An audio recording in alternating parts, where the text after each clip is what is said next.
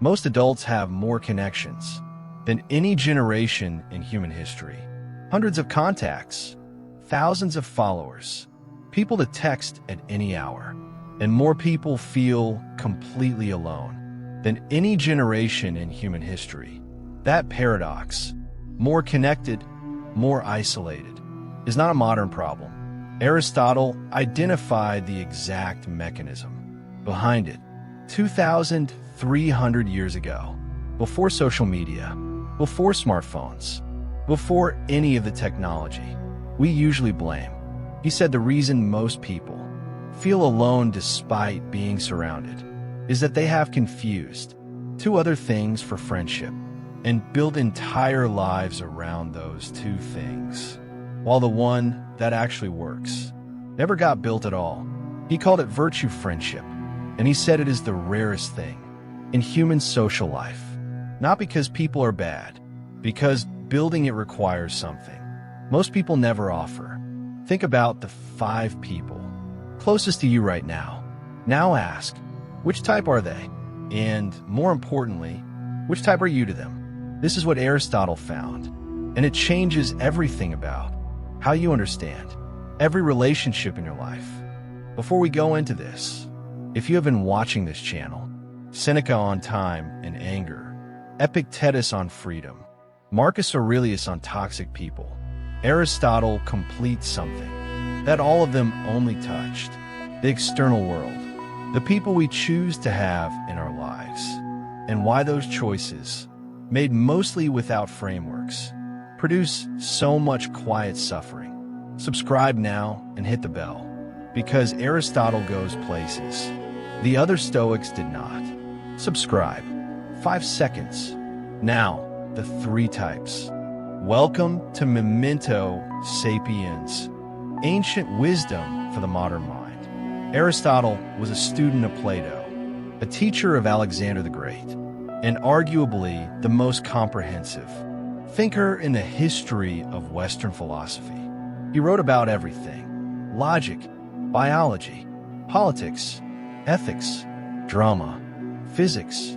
But there is one text, the Nicomachean Ethics, where he does something no philosopher before him had done, with the same precision. He writes about friendship, not as a social nicety, not as a pleasant addition to the good life, as a fundamental component of what he called eudaimonia, the flourishing human life.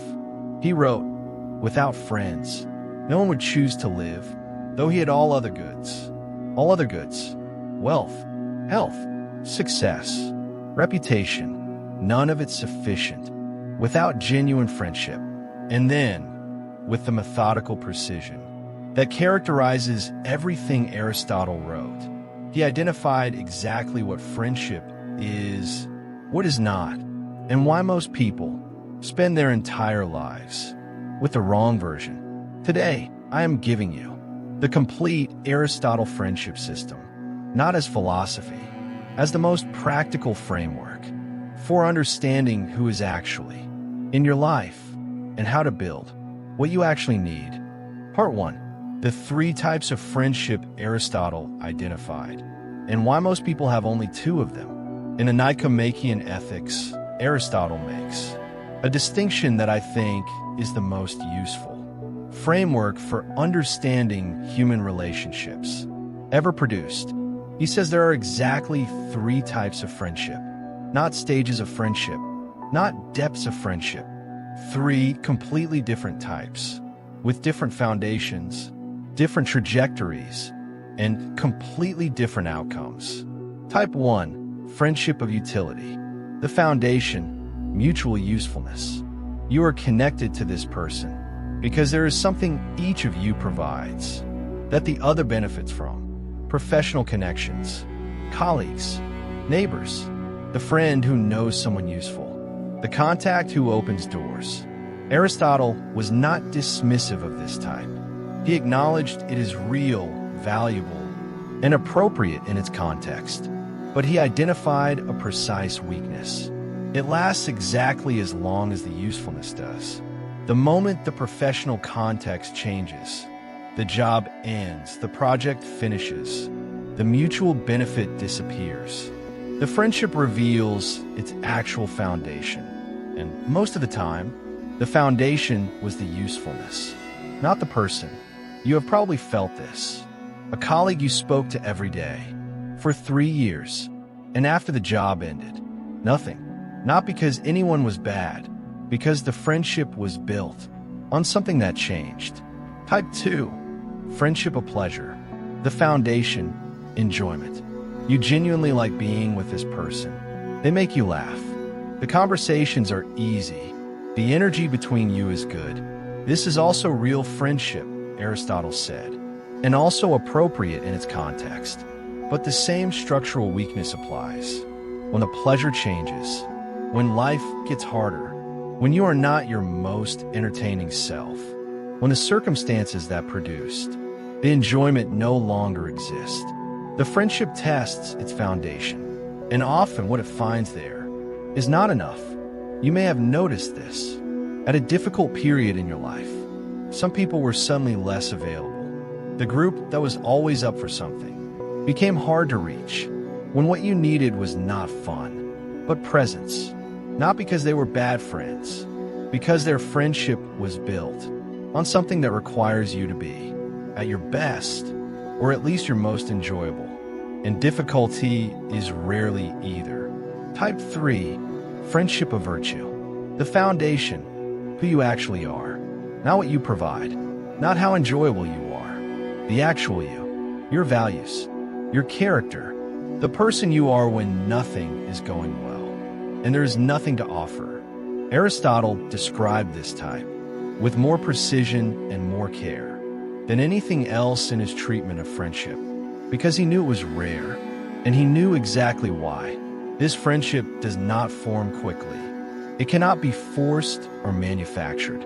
It requires extended time, genuine time, spent in the shared experience of actual life. Not curated life, not social life, not the version of yourself you present to most of the world. Actual life, the version that includes difficulty, failure, uncertainty, and the moments where you are not performing, and it requires something that Aristotle identified as the rarest quality in human social interaction: complete honesty, not brutal honesty, not strategic transparency, the specific honesty that comes from someone who has decided that this relationship can bear the truth, and who offers the truth because they want the actual person to flourish, not the performed version, to feel comfortable.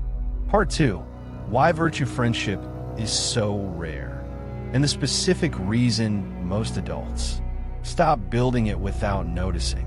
Aristotle lived in a world where friendship was a civic virtue, where the expectation, supported by the structure of daily life, was that you would know your neighbors, your community, the people in your market. The conditions for friendship of virtue were not by design but by circumstance, more available. Modern life has changed those conditions in specific ways that Aristotle could not have predicted, but that his framework describes precisely. We have more connections and less sustained, unperformed contact than any previous generation, and virtue friendship requires exactly what we have less of: time spent together without an agenda, not networking, not socializing in the curated sense, not the managed version of yourself you bring to most interactions.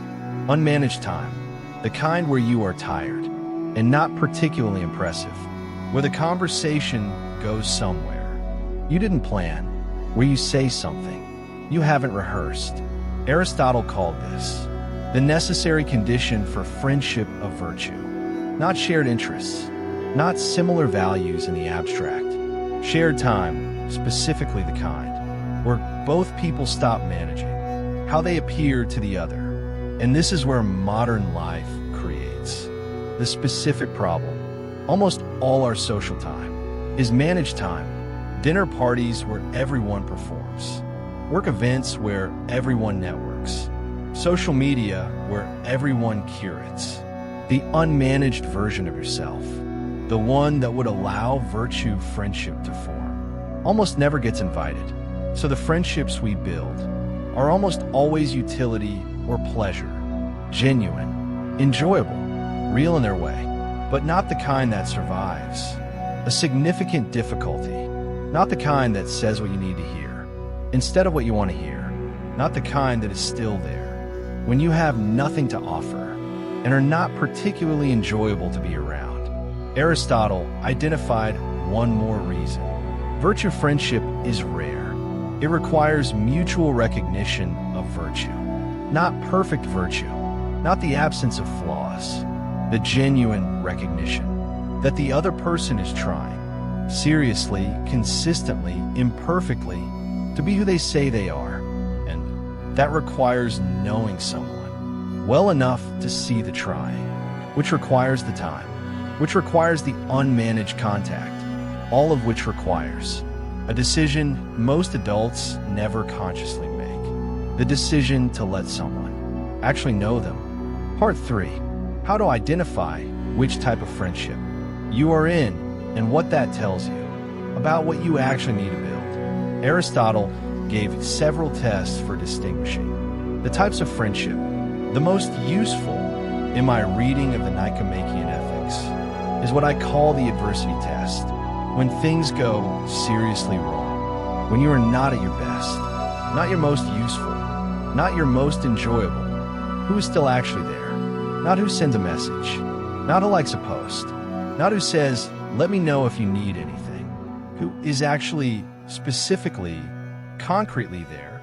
That person, if they exist, is in the vicinity of virtue friendship. The second test is the honesty test. Who in your life tells you things you genuinely do not want to hear because they want your life to go well, not because they enjoy the power of criticism, not the person who criticizes you to feel superior, the specific person who says the uncomfortable thing because they have decided your actual flourishing matters more than your temporary comfort. That person, if they exist, has crossed into virtue friendship territory. The third test is what I call the unperformed contact test. Who have you been around in genuinely unmanaged time? Not a dinner party, not a social event, not a curated environment, just ordinary life. Tired, unimpressive, authentic, and with whom did that time produce genuine closeness rather than social awkwardness? That experience, if it exists, is the raw material of virtue friendship. Now, Aristotle's most important observation. The tests work in both directions. Not just who passes these tests for you, but for whom you pass these tests. Are you the person who shows up in adversity? Or the person who sends the message? Are you the person who says the honest thing? Or the person who says the comfortable thing? Are you the person who can be unmanaged, genuinely, without performance, with someone you care about? Because virtue friendship requires two people who are both willing to be that, and in a world that rewards performance, that rewards the curated self, the decision to be genuinely known by someone who matters to you is one of the most countercultural and most valuable decisions available. We are at the exact center of this video, and if any of those three tests produced a name or the absence of a name, subscribe to this channel right now, because what Aristotle built as the practical system for constructing virtue friendship as an adult, step by step, decision by decision, is what comes next, and it is specific, not theoretical, not be more authentic, a precise system. Subscribe. 10 seconds. Then how to build it. Aristotle's practical system for building virtue friendship, specifically as an adult, in modern conditions. Aristotle did not write a how-to guide, but across the Nicomachean Ethics, across his treatment of friendship, character, and the conditions for eudaimonia, he provides a precise framework for what genuine friendship requires. 5 elements, in sequence. Element 1. Time without agenda. Not quantity of time, quality of time. Specifically, time where neither person has something to accomplish or a version of themselves to maintain. In practice, a walk with no destination, a meal with no networking purpose, a conversation that goes somewhere neither person planned. Aristotle said this unstructured time is the necessary soil in which virtue friendship grows. You cannot manufacture it, but you can create the conditions for it. The decision with one person in your life. Once this week, choose time with no agenda, no phones, no plans, no performance, just time. Element 2. Shared difficulty. Aristotle observed that people who have been through difficulty together are qualitatively closer than people who have only shared pleasure. Not because difficulty is good, because difficulty requires the actual person, not the performed version, to be present. And actual people, truly present, bond in ways that performed people cannot. In practice, this does not mean manufacturing crisis. It means not hiding difficulty from the people you want to actually know you. The decision to let someone see that something is hard is the decision that allows virtue friendship to take root. Element 3. Mutual honesty. Not the honesty that criticizes, the honesty that invests. The distinction Aristotle makes. Honest criticism from a friend feels different from honest criticism from others, because the friend's investment in your flourishing is visible in the delivery. The person who tells you a hard thing with the warmth of someone who wants your life to go well is practicing the honesty that virtue friendship requires. In practice, choose one relationship where you currently say the comfortable thing, where the honest thing would serve them better, and say the honest thing once, with warmth, with investment, with the clear communication that you're saying it because their life matters to you. Element 4. Genuine interest in their flourishing, not interest in their success, as a reflection of your connection, not interest in their happiness, because their happiness makes the relationship easier. Genuine interest in who they are becoming, and whether that becoming is going well. Aristotle called this the mark of the highest form of love available between equals, the specific care for another person's actual growth, not your comfort in their presence, not the status of knowing them, but them as a person, growing or not, and you, genuinely invested in which. Element 5. Reciprocal vulnerability. This is the one most adults skip. Aristotle observed that virtue friendship cannot be one-directional. One person being genuine, while the other remains performed, produces an imbalance that the friendship cannot sustain. Both people must eventually choose to be genuinely known, not simultaneously, not all at once, but the movement, however slow, must be bidirectional. In practice, if you find yourself always being the one who shares more genuinely, the friendship may be genuine on your end, and utility or pleasure on theirs. And knowing that, clearly, without drama, allows you to calibrate where you invest your deeper self. Part 5. What Aristotle understood about loneliness. That is more precise and more urgent than almost anything written since. Man is by nature a social animal. Aristotle wrote this in the Politics, and it is usually read as a general observation about human sociology. It is not general. It is a precise statement about the conditions required for a human being to flourish. Aristotle's argument: a person who does not have genuine friendship, who is isolated from a specific quality of being genuinely known and genuinely knowing, is not fully functioning as a human being, not morally deficient, not personally failing, missing one of the foundational conditions. For eudaimonia, the way a plant without adequate sunlight is not a bad plant, is a plant without one of the conditions it requires to become what it is capable of being. This observation, 2,300 years old, is being confirmed now by some of the most significant longitudinal research in modern psychology. The Harvard study of adult development, the longest-running study of human flourishing in history, identified across 80 years of data the single factor most predictive of late-life health, happiness, and longevity. Not wealth, not career achievement, not education or genetics.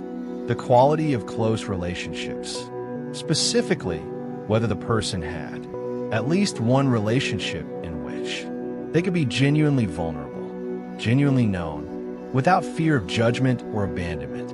Aristotle called this virtue friendship. The Harvard study calls it secure attachment in adult relationships. The names are different. The mechanism is identical. And here is what both Aristotle and the research agree on completely. This type of relationship does not happen by accident. It is not found. It is built deliberately, slowly, with the 5 elements we just covered, by 2 people who each decide, separately and then together, that being genuinely known is worth the specific risk of being genuinely seen. Part 6. What Aristotle means for your relationships, specifically this week. Think about the person in your life who is closest to virtue friendship. Not the person you have known longest, not the most enjoyable, not the most useful, the one whose life you are genuinely invested in, and who seems genuinely invested in yours, even if imperfectly, even if inconsistently. That person. Now ask, when did you last spend time with that person, without an agenda, not a plan, not a scheduled event, just time? If the answer is recent, good. Protect that actively, because virtue friendship requires the maintenance of the conditions that allow it to exist. If the answer is a long time ago, Aristotle would say that is where to start, not with a deep conversation, not with a declaration of appreciation, with an invitation to unstructured time, a walk, a meal with nowhere to be after. Any context where neither of you has aversion to maintain. And if the answer is that there is no one, if the 3 tests produce no names, Aristotle would say that is the most important information available to you. And the starting point is not to find a virtue friend, it is to become one, to practice being genuinely present in the relationships you already have, to practice the honesty that invests rather than the honesty that criticizes, to practice interest in someone else's flourishing, genuinely, without agenda, and to see what that practice produces over time. Virtue friendship is not found. It is built, slowly, imperfectly, by 2 people who keep choosing to be a little more real than they were yesterday. That is available to you, starting this week, starting today, if you choose it. Aristotle's complete friendship system in full. The 3 types. Utility, built on usefulness, ends when usefulness does. Pleasure, built on enjoyment, ends when difficulty arrives. Virtue, built on character, the only type that grows over time. Why virtue friendship is rare. It requires unmanaged time. It requires mutual honesty. It requires the decision to let someone actually know you. The 3 tests. The adversity test. Who is actually there when you are not at your best? The honesty test. Who tells you what you need to hear, not what you want? The unperformed contact test. Who have you been genuinely yourself with? The 5 elements for building it. Time without agenda. Shared difficulty, not hidden. Mutual honesty, delivered with warmth. Genuine interest in their flourishing. Reciprocal vulnerability, bidirectional, however slow. Aristotle's final word. Without friends, no one would choose to live, though he had all other goods, not as a sentiment, as evidence about what human flourishing requires. Now 3 things. 1. subscribe to this channel and hit the bell. Because what we are building, philosopher by philosopher, problem by problem, is a complete map of how to live well. And the next philosopher takes everything we have covered into even deeper territory. Subscribe. The map is being built. 2. Share this video with one person in your life who you think deserves more than the friendship you have been giving them, not as a criticism, as a beginning. 3. Leave a comment. Tell me, which of the 3 types describes most of your current friendships? And is there one relationship where the 3rd type is beginning to grow? I read every single one. Remember to be wise. Memento Sapiens. Tried in Temple.